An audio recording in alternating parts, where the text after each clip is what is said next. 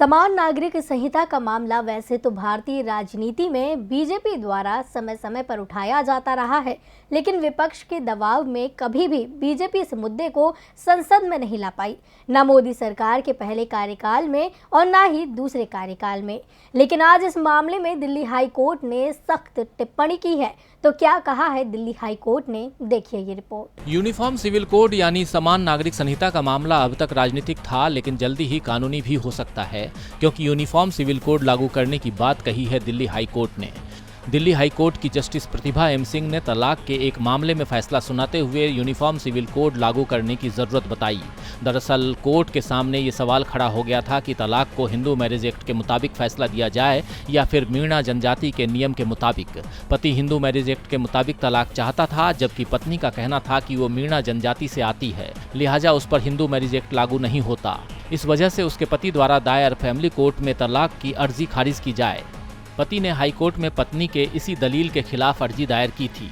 High court ने पति की अपील को स्वीकार करते हुए यूनिफॉर्म सिविल कोड लागू करने की जरूरत महसूस की। हाई कोर्ट ने अपने फैसले में ये भी कहा है कि इस फैसले को कानून मंत्रालय भेजा जाए ताकि कानून मंत्रालय इस पर विचार कर सके। जस्टिस प्रतिभा एम सिंह ने कहा, भारत के युवा विभिन्न समाज, जातियों और जनजातियों या धर्म से आते हैं और विवाह करते हैं।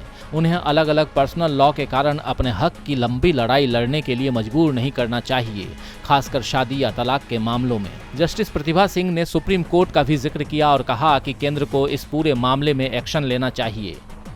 कोर्ट ने कहा कि अनुच्छेद 44 में जिस यूनिफॉर्म सिविल कोड की उम्मीद जताई गई है, उसे अब हकीकत में बदलना चाहिए। यूनिफॉर्म सिविल कोड देश के सभी नागरिकों के लिए विवाह, तलाक, गोद लेने, विरासत और उत्तराधिकार जैसे व्यक्तिगत मामलों को लेकर है।